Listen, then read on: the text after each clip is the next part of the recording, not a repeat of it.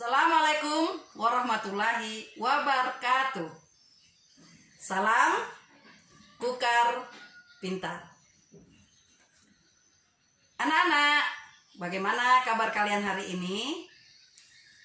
Sudah siapkah kalian untuk mengikuti pelajaran bahasa Indonesia? Oke, Ibu harap kalian tetap semangat ya. Dan semoga kalian selalu sehat, menyayangi kedua orang tua, menyayangi saudara, menghormati Bapak Ibu guru, mencintai bahasa Indonesia, mencintai bangsa Indonesia, dan jangan lupa selalu berdoa kepada Allah Subhanahu wa Ta'ala. Anak-anak, apa materi kita hari ini?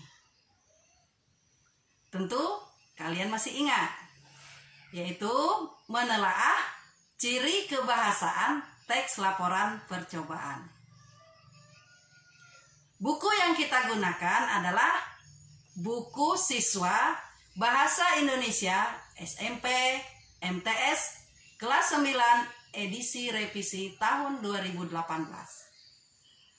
Halaman 24 sampai halaman 27. Dan buku itu bisa kalian lihat di layar.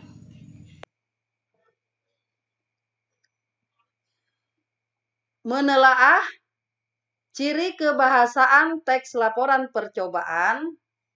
Tujuan pembelajarannya adalah peserta didik mampu menjelaskan ciri-ciri dan kaidah kebahasaan teks laporan hasil percobaan dengan tepat. Untuk apersepsinya, yang pertama, Ibu ingin mengingatkan kembali tentang struktur teks laporan hasil percobaan. Yang kedua, apa kaidah kebahasaan teks laporan hasil percobaan yang Anda ketahui. Selanjutnya, kalian ikuti uraian materi ini tentang ciri-ciri kebahasaan teks laporan percobaan. Setiap teks memiliki ciri-ciri kebahasaan atau memiliki ciri-ciri khusus dari penggunaan kata dalam bahasa Indonesia. Begitupun dengan teks laporan hasil percobaan. Ciri-ciri bahasa yang ada dalam teks laporan hasil percobaan diantaranya adalah memperkenalkan aspek umum atau kelompok, yaitu generik, seperti kendaraan roda 2, transportasi umum, mamalia, keluarga kucing, ikan air tawar, unggas, reptilia, dan lain-lain. Yang kedua, menggunakan kata tugas hubungan logis seperti ketika, maka, dan seterusnya. Yang ketiga, menggunakan kata tugas untuk menjaga tulisan koheren atau yang sering juga disebut dengan kata hubung antar kalimat dan kata hubung antar paragraf. Sedangkan ciri yang keempat yaitu menggunakan kalimat aktif. Nah, anak-anak tentu masih ingat kalimat aktif itu seperti apa. Yang kelima, menggunakan kata kerja aktif untuk menggambarkan proses dan aksi.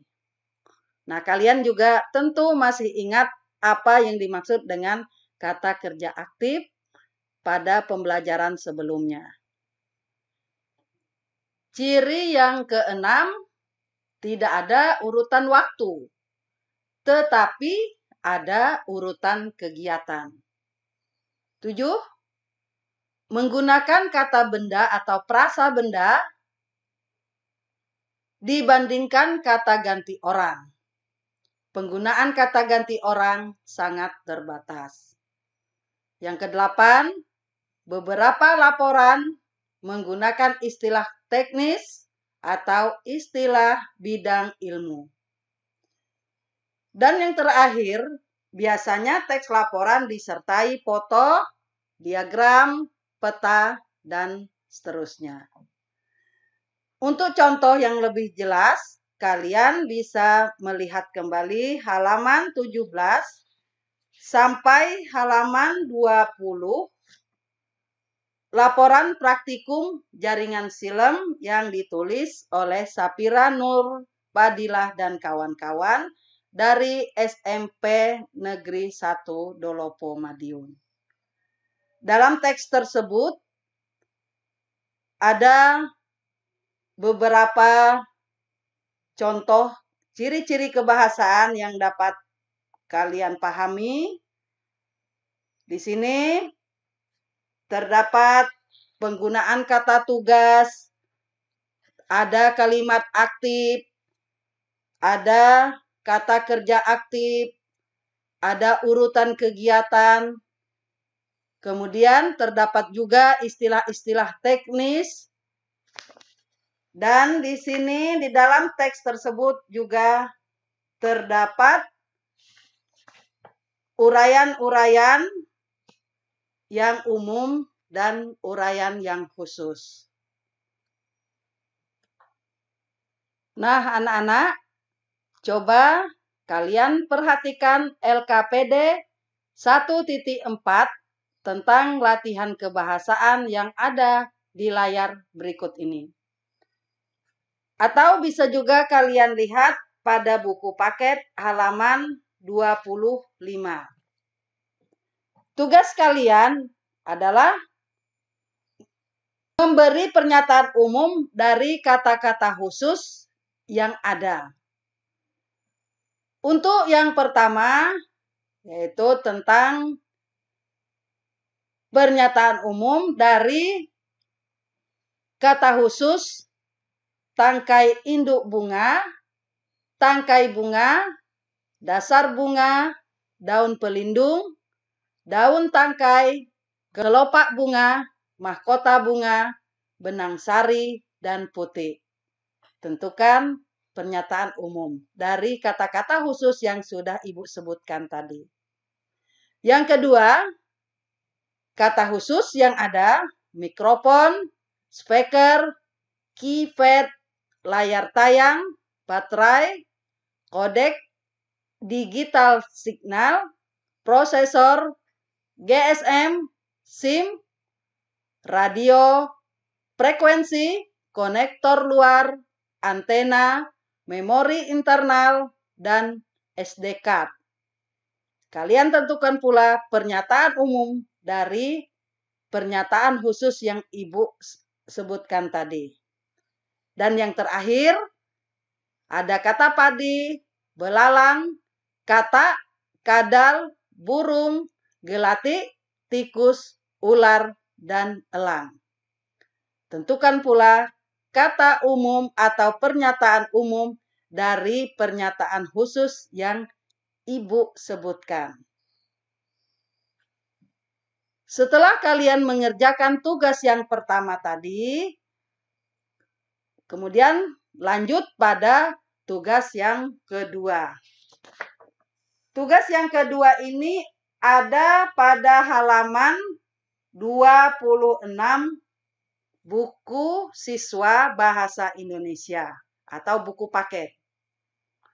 Di sini terdapat sebuah teks yang terdiri atas beberapa paragraf.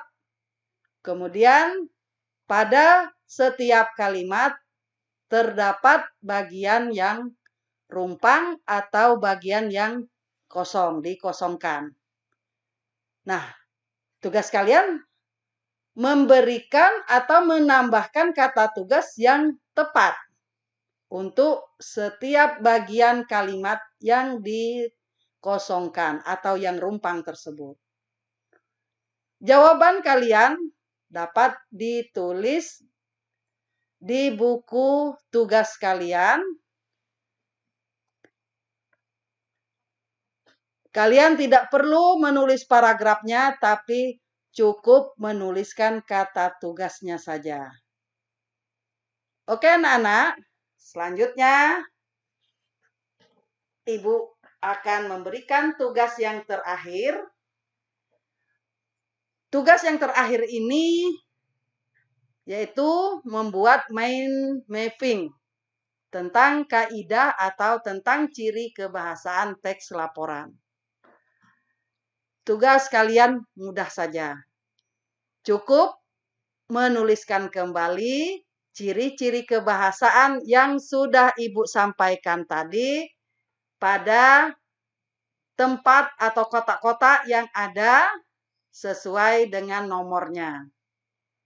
Adapun bentuk daripada mind mapping ini, silahkan kalian membuat bentuk yang lain yang sesuai dengan kemampuan kalian atau kreativitas kalian.